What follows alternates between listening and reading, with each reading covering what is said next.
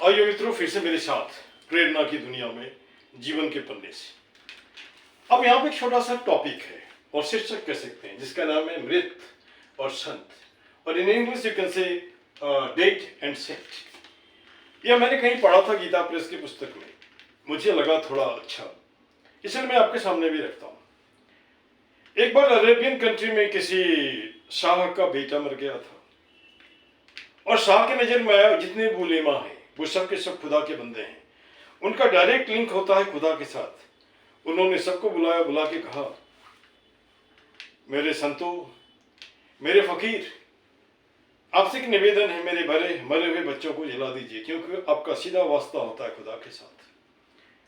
अगर इनको इस मेरे बच्चे को नहीं जुला सकते हो तो आप में से कोई भी जिंदा नहीं रहेगा, सबके गला काट दिए जाएंगे। अब तो एक तरह से तहलका मच गया। सारे के सारे सेंट कहने के तो जो कहते हैं, लेकिन कहां किसके बस में यह है कि किसी मुर्दे को जिंदा कर दे। शायद उस समय अकबर का शासन था। किसी ने कहा कि हिंदुस्तान में 3 आदमी हैं जो मुर्दे को जिंदा कर सकता है, अब उन्हें क्यों नहीं पकड़ते हैं। वहां से कुछ उलेमा आए हिंदुस्तान में, उन्होंने जानना चाहा वो आदमी कहाँ रहते थे। पहला नाम था तुलसीदास जो रहते थे अयोध्या में, दूसरा नाम था सूरदास जो रहते थे वृंदावन मथुरा में, तीसरा नाम था कबीरदास जो रहते थे बनारस में।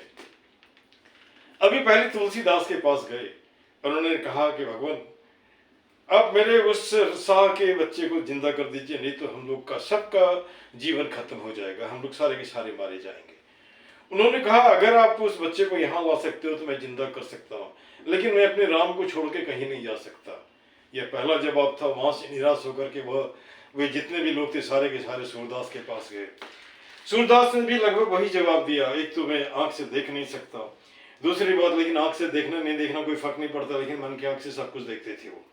उन्होंने वही कहा कि मैं कृष्ण की नगरी को छोड़ के कहीं नहीं जा सकता, कन्हैया मुझे प्यारा है, उसे छोड़ के कहीं नहीं जा सकता, लेकिन हमारा धर्म कहता है कि हम दुनिया के किसी कोने में जाएं, ईश्वर सब जगह रहता है। God is omnipotent, omnipresent, omniscient, like that, है ना।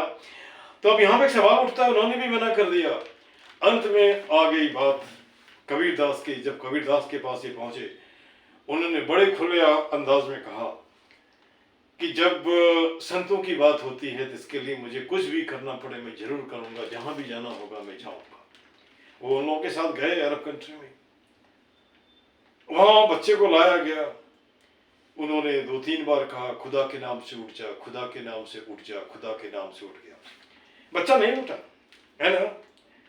अंत में कबीरदास ने कहा कि कबीरदास के नाम से उठ जा। वो बच्चा उठ के बैठ गया। जब बच्चा उठ के बैठ गया तो और परेशानी हो गई। शायद कुरान में लिखा है, जो आदमी अपने आप को खुदा से ऊपर समझता है उसे जिंदा रहने का हक नहीं है ना। नतीजा क्या होता है, अब उनके ऊपर मृत्युदंड का तलवार लटकने लगा।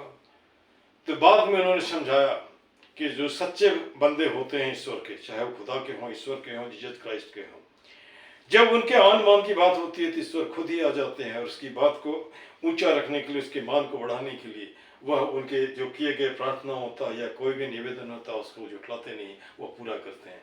जब बातें शाह के समझ में आई तब जाकर के मामला शांत होता है और कबीरदास वापस आ जाता है। यह तो बात है मुर्दे को जिंदा जिलाने की बात। और आज जो जितने लोग हैं कितना ऐसा कर सकते हैं, कह नहीं सकता। एक क्वेश्चन मार्क यहाँ पे खड़ा होता है। This much, thank you very much.